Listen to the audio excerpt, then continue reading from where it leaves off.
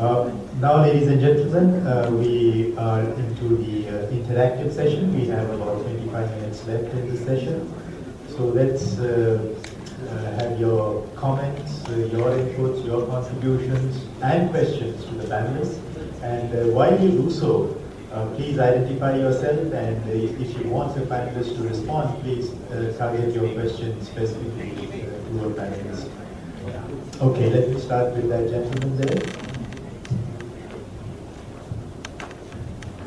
Merci, mon nom est Diego Gradis et je représente l'ONG international partenaire de l'UNESCO Tradition pour demain.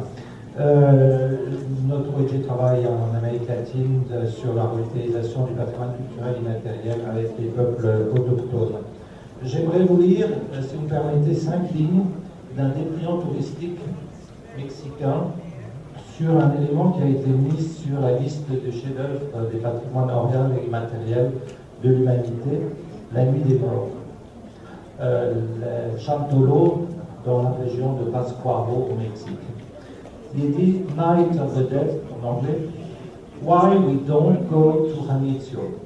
Unfortunately, Janitzio Island, the best known in the world for this celebration, has become too crowded and commercialized. In broad daylight, the island has one of the most beautiful landscapes you can admire in Mexico. But the spirit of modern times has turned the island into a big market for the Night of the Dead, and multitudes won't let see you anything of the purpose of your visit. In Janitzio, the cemetery has become everything but a quiet place, too much show. Alors, j'accueille évidemment les propos de Mme Cummins avec grand bonheur sur les risques et les dangers d'associer le patrimoine au développement durable. Et j'aimerais que dans l'agenda de Hangzhou, on tempère un peu l'enthousiasme d'associer le patrimoine au développement durable pour ne pas aller les yeux fermés dans quelque chose qui pourrait être peut-être détourné de l'objectif de ce que l'UNESCO fait depuis des années et en essayant de faire si bien de sauvegarder ou de protéger ce patrimoine. J'espère que mes propos seront entendus et qu'ils seront reflétés dans l'agenda de Hangzhou. Merci beaucoup. Thank you very much for your intervention. I think it is very important to ensure that development of tourism and other services and facilities do not detract from the value of the place. It's a very important contribution indeed. The lady behind you.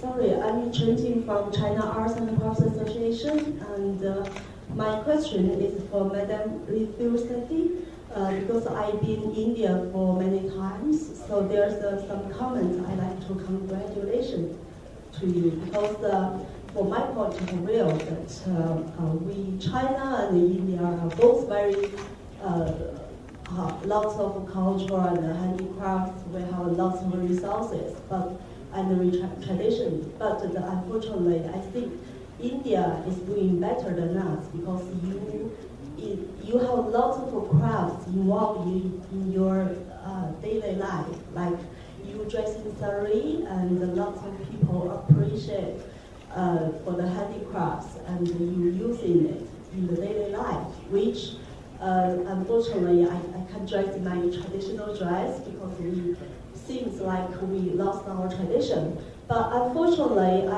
the last year I've been in India, I meet some of my friends in Delhi, but I found the young generation, they are not really appreciate your traditional dress anymore, and they are dressing in the same kind of brand names like Louis Vuitton and all the Western brand names.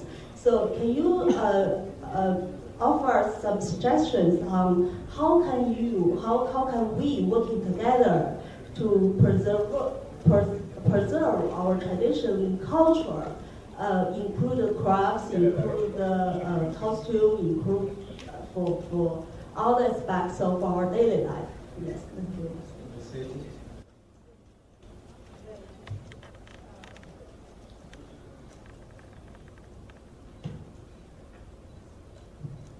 where you touched on the crux of the problem. But you cannot stop change. What you can do is change with the times. And that is what a lot of civil society organizations and government is trying. Because even in the villages where the crafts are located, there has been such an influx of products from outside. Handloom has been replaced by power loom. The ubiquitous clay pot that is in every home is being replaced by plastic. But the effort being made is now to help them develop new markets because their own contextualized old markets have changed. So to make products with sensitive design inputs that can be used in middle-class urban homes, to get craftspeople to actually come into cities and meet their new clients, but at the same time, keeping the ethos of the craft. There are many problems, and there is no better or worse. Like you said, we are doing better, there is no better or worse. We all are struggling in an imperfect world. So we have to work together to find the best solutions. Thank you. Sorry, my point to Will is that... Can we give the opportunity to others then, please? Yeah, just pass on the microphone here. Thank you very much. I'm Jeff Wall from Canada. I think there's a huge scale problem here, and many people are talking past each other. So, for example, we're hearing people say that one size does not fit all. We must do things at the community level. And at the same time, we're trying to prepare a document which fits everywhere in the world. And so the broad document has to be almost all-encompassing so that everybody else can buy into it. But that reduces its meaning. Personally, I don't like the concept of sustainable development because it's very difficult to use. And I don't like the concepts of sustainable sectors. I happen to work in tourism, but sustainable tourism means you can't have it without tourism. You've already decided you can have tourism. And the issues are cross-sectoral, because tourism is competing for land, water, assimilation capacity, waste assimilation capacity, capital, and so on. And then, as I listen to the concepts, culture, for some people, means way of life. For other people, it means folk culture. For other people, it means high-level things like ballet and opera and professional performance. These are not the same thing. They're very different, and they require very different strategies. And one definition of heritage that I use is heritage is anything you like. And so we have definitional problems here. So I think we need to recognize that if we're dealing with very broad level issues, we're going to have very broad level statements, which don't in fact give us much direction at all. And then we have to work within those broad level definitions at the community level to provide things which are meaningful. So for example, we can build indicators from the top down, but in fact, we can also build indicators from the bottom up. And so I think that people are working at very different scales with very different concepts. And until some of these concepts are unified and we're all speaking with the same voice, it will be very difficult. Everybody loves culture. Everybody loves sustainable development. It's difficult to talk against these things, but it's difficult to make them precise enough to work with. Thank you. Thank you very much. I think a very important contribution. Points all well taken. But there is also this need to define these broad goals and objectives at the international level. That was what the MDG framework provided. And the goals, each one of them had targets, and then there were indicators which would help countries measure their progress in implementing those goals. So what we are anticipating is the MDGs remain as a framework, but the post-2015 agenda would have a further definition of what they would like to call the Sustainable Development Goals. And in that task, perhaps it would be also useful to define similar targets and indicators. And our task here is to try and define whether opposition culture in all its manifestations within one of the Sustainable Development Goals, either as a target or an indicator. And this is an exercise that we all are collectively engaged in. So let's see how we progress in that endeavor.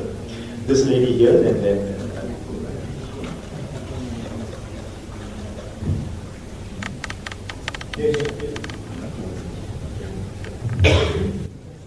Thank you, Chairperson. My name is Sang-hee Park. I'm a cultural anthropologist from Korea. In this panel, I learned a great deal on the relationship between heritage and sustainable development. And in particular, I'm in full agreement with Madame Cummings emphasizing the notion of culture as a dynamic system. And I think maybe one of the reasons why we have been struggling with finding indicators or measuring mechanism for the culture's role in sustainable development is from our rather narrow or itemized perspective on culture. And culture is a lot more than that. It's an organic unit. So maybe a more productive or useful strategy for us, for the whole purpose of this meeting, is to find the primary factors of in the process of sustainable development, and culture being one of the most primary factors, and how these they are interconnected, and finding, giving a more broader and more comprehensive definition of culture in understanding this relationship, because I think sustainability itself is locally defined, should be locally defined and determined, because a unilateral definition of sustainability doesn't make sense given the diverse nature of culture and diverse communities that we have. So I would suggest that that should be at least one of the directions that we should take. Thank you. Good, thank you. I suppose that was a comment, and you didn't target any question to any of the panelists. Gentlemen.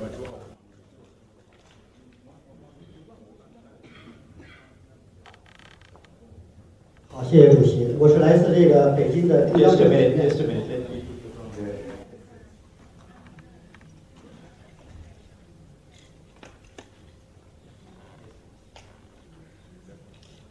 好，谢谢主席。我是来自这个北京的中央美术学院。这个我是想给这个教科文组织这个UNESCO的执行主席亚历桑德拉·康明斯女士提一个问题。我呢是从事这个中国乡村的这个非物质遗产和民间艺术研究。那么他刚才提到了这个，把这个教科文组织把有形遗产和无形遗产进行整合，这是可能在下一步要在保护方面推出这个新的政策。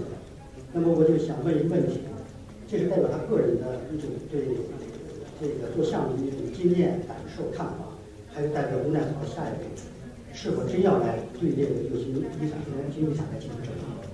因为我们在这个20多年这样一个非遗和民间艺术的这样一个保护强制过程当中，发现教科文组织这个有形遗产和无形遗产的分离，在中国带来的不仅仅是技术和文化分裂的问题，因为对于这样一个文明非常悠久的国家，它都是一个活体呢，这样的分裂的带来可能是在中国可能是一种文化价值观的这种导向的失误，就是在乡村里边把许多非遗的东西呢手艺抽离出来，村落没有人保护。即使在那些获得世界遗产的，像宏村和这个平遥，他们即使获得了世界遗产，他们也是从文化市场转向了商业资本。这个村落里的这个非物质遗产，并没有得到应有的保护。所以说这种分离，我就希望你看看，就是说教科文组织是否真正要解决这个问题。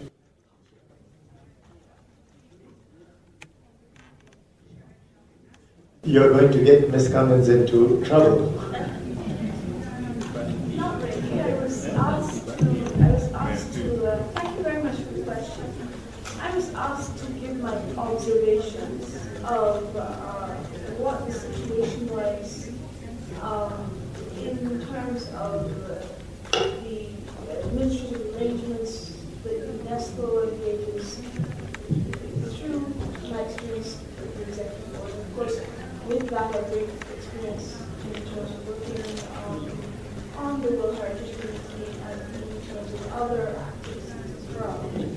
So my observation is that there is that the heritage, whether tangible or intangible, does not benefit from a fragmented approach in terms of its safeguarding. That while it is necessary and it has happened that UNESCO has created conventions with which to address methodologies and processes of safeguarding to specific spheres, whether under cultural heritage, tangible cultural heritage, intangible cultural heritage, cultural diversity. These were necessary mechanisms because that is the way in which the world works. My point being, however, that because of the very same issues that you have yourself outlined, the overlapping, or in some ways, in some cases, the lacuna, the gaps in terms of the management and conservation of heritage, because of these very same issues, my view is that there is a need, and this is my professional view, there's a need for a integrated approach whereby there is an awareness in each of the sectors where they impinge and they come together with respect to certain aspects of heritage. And that's really my only point. I think there needs to be an awareness, and there needs to be perhaps more work done in terms of recognizing that heritage is not divided between tangible and intangible. Those were necessary administrative frameworks, and they were convenient for that purpose, but in reality that is not what occurs. So that I think we need to do less ghettoization of heritage and more integration. This is my main point. Quickly, this is an issue that has been observed in Quebec following this Sustainable Development Act. The definition, which is an integrating one, served as an inspiration for a reform of the Cultural Property Act into a Cultural Heritage Act. So the challenge is how you operationalize in reality and concrete daily issue, whether it's the level of community or citizen. I prefer citizen to human, and or cities or province or state. These international consensus or gap inspiration. And the Cultural Heritage Act in our case includes the 4 fields. It was partly inspired by the Japanese Act of 1950, which is also the Brazilian law, which is also including these things into a consolidated text of law. And in part, we also proposed the Australian experience with the national estate in Australia, where you have a national inventory of heritage, 3 gates, 1 inventory, 1 house, the gate of nature, the gate of First Nation, and the gate of history. Once you're inside, even the Sydney Opera House is managed under these 3 dimensions. And this is perhaps a way to inspire, because the big challenge in the cultural field is that the baron turn into warlord and they destroy the Republic of Cultural Heritage. So we have to have a higher vision. And the problem is that everybody contributes to the power of the warlords. And we fail to sustain our common republic. But there are examples that could inspire us, and it's not just poetry, it's not just spirit, very practical legal structure to integrate these things, and then discipline the various departments, because after that the public administration, they all fight each other. There has to be a civil demand for that order and that discipline in the service of the public good, because otherwise each one of the clans will support their own little clan and never fight for the republic. That's an example. And the World Heritage Convention, Article 5, is a very powerful inspirer also. I just invite you people to read it. I think your question has inspired the panelists. There's one more response coming in. I just wanted to say that the approach may have a very significant impact on the practice of preservation, particularly in historic towns, historic centers, where a lot is done from the top down, from the specialist point of view. very little is gathered from the community. And so I was saying that it would make this approach would certainly impact the practice of historic preservation in towns and historic centers, where a lot is done today from the top down, from the protective specialists down. Very little is gathered from the community up. And I think that change in perspective will bring certainly a very powerful way of being more local in what we do, and therefore more sustainable. A great deal of the conflicts and failures that I've seen in the preservation of heritage has come from the programs completely detached from the local community and from working against the grain.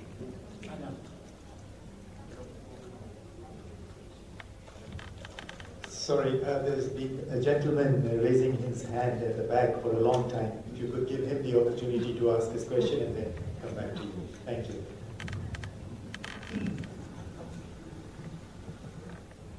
Thank you, Mr. Chair.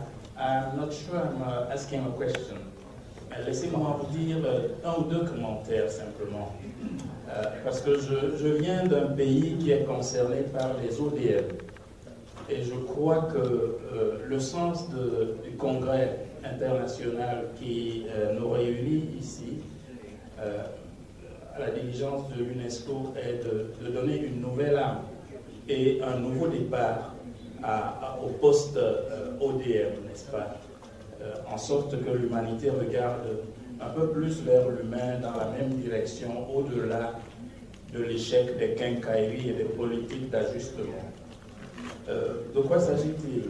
Je viens diriger une deuxième fois en cette année du centenaire de Aimé Césaire d'un pays, l'Afrique, qui n'a inventé ni le canon ni la poudre, mais où les canons donnent et où les enfants, les hommes, les femmes, n'est-ce pas, tombent sous le coup du développement des armes mises à la disposition même de petits guerriers qui n'ont pas 15 ans, où les viols au quotidien de la personne humaine, dans tous les genres, dans tous les sexes, remettent en cause la dignité même de l'homme. Et ceci nous concerne dans la mesure où l'UNESCO est la conscience de l'UNESCO. Et ce qui fait la différence entre le développement de la quincaillerie, l'accumulation abusive, et le désir de conserver l'accumulation et de développer des stratégies globales d'accumulation toujours plus fortes, c'est que cette accumulation conduit à ses propres limites qui produisent non point la paix, mais l'esprit de guerre. Et c'est pour cela que je me suis permis d'insister, Monsieur le Président, pour prendre la parole rendue à ce niveau où nous parlons de culture matérielle, d'héritage, de promotion et de protection. Car s'il est une chose qui unit les hommes, ce n'est point de pouvoir se chausser à son pied, de vêtir à sa taille, de pouvoir simplement se soigner ou de manger à sa faim. C'est bien la capacité de produire de la culture. Et je crois que les limites du développement aujourd'hui ont bien démontré que le nouveau nom de la culture doit être, le nouveau nom du développement doit être la culture. Et je crois que notre congrès doit le retenir. La culture sera le nouveau nom du développement. Il faut qu'elle irrigue tous les autres aspects et tous les autres compartiments de ce qui peut porter la dignité de l'homme dans la longue durée et construire l'histoire de l'humanité sur de nouvelles bases et sur une nouvelle vision. Je tenais à le dire, j'aurais pu le développer de manière un peu plus technique, mais je suis Charles Binambikoy, professeur de lettres et d'anthropologie, et accessoirement secrétaire exécutif du Centre international sur les traditions et les langues africaines, qui est un organisme intergouvernemental basé au Cameroun. Je vous remercie. Merci, Monsieur, pour votre contribution. The last intervention, we already crossed our time limit of 6:30. We from Germany. I would like to make two comments. One refers to heritage. It has been said that cultural heritage contributes to the building of cultural identity. This is true, but in a double sense. On one hand, our own culture helps us to develop identity, but there's another aspect to it, which is as important. It is the other culture, the experience of the otherhood, which helps us to understand who we are really. That's why the other is so important for the development of our own cultural concept. I think this is very important. It's also important to see that there are limits to the understanding of the other, because it helps us to develop tolerance. The second point I would like to make, that refers to craftsmanship and to dances and rituals, that means to intangible cultural heritage. The media of intangible cultural heritage is the body, and that implies a lot of perspectives, how to learn. How do we learn with the body, with the senses? I just did a book on India and Europe, how the senses are differently conceptualized. But anyway, the important point is that there's practical knowledge, implicit knowledge, which we learn in mimetic processes, which don't go through our consciousness. And I think for the whole area of intentional cultural heritage, this kind of learning is central. Thank you very much. I think we have to stop because we have already crossed our time limit. There is another event happening, as you know, 6:30 on the 3rd floor. I would just like to sort of thank all you in the audience for your very important contributions, and more specifically each of the panelists for the effort that they have made in trying to address this topic of trying to leverage the importance of cultural heritage to sustainable development in the post-2015 development agenda. Thank you for your contributions, and I think we should all give them a good big hand. Thank you very much, and have a good evening.